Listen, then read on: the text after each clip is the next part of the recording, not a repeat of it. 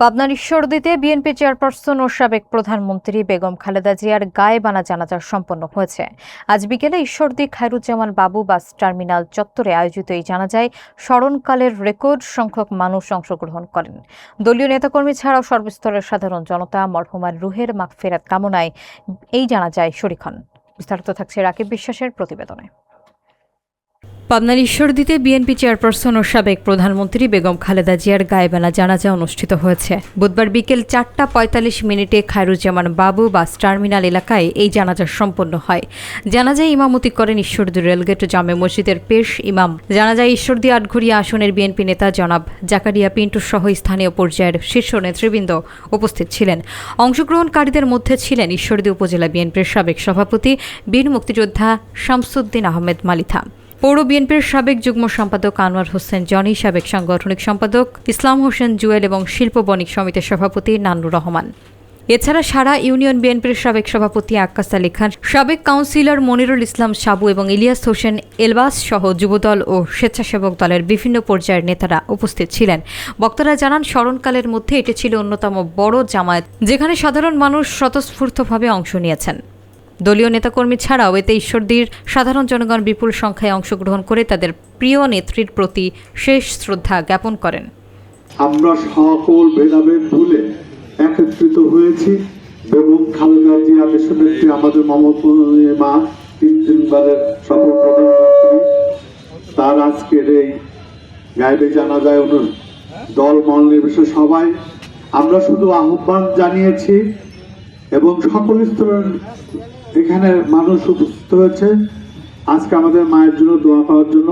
আমরা এখানে বক্তব্য পরিচয় দান আর করতে চাই না, শুধুমাত্র এতটুকুই বলতে চাই, আমাদের মা যদি কখনো কোনো কথায় কোনো কারণে আপনারা কষ্ট পেয়ে থাকেন, তাকে ক্ষমা করে দেবেন।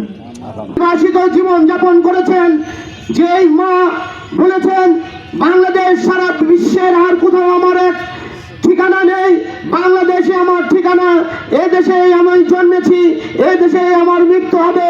সেই মায়ের গায়েবী জানাজার উদ্যোগ নিয়েছেন, ঈশ্বরদীবাসীকে আহ্বান জানিয়েছেন পাবনা জেলা বিএনপির সাবেক যুগ্ম সম্পাদক, ঈশ্বরদী পৌর বিএনপির সাবেক সফল সাধারণ সম্পাদক জাকারিয়া পিন্টু।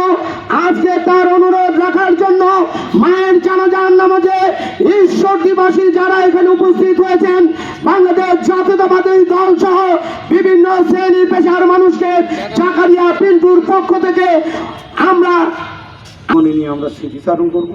আজকে শুধু আমি আপনাদের সবাইকে অনুরোধ জানাবো, বাংলাদেশ আজ অভিভাবক হারা হয়ে গিয়েছে।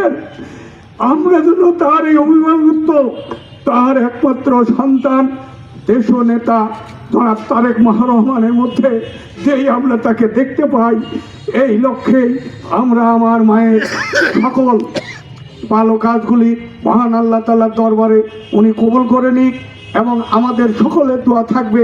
রাষ্ট্র পরিচালনা করতে গিয়ে অনেক ভুলভ্রান্তি হয়ে থাকে, অজান্তেও হয়ে থাকে, তার এই অজান্তে ভুল ত্রুটি মুসলমানরা আজকে তোমার এক বান্দে আমাদের কাছ থেকে বিদায় নিয়ে গেল। আল্লাহ চিরদিনের মতন বিদায় দিয়েছে।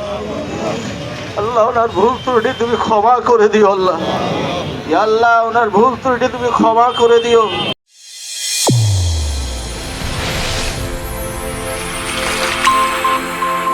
চ্যানেল A1 হৃদয়ের স্পন্দন।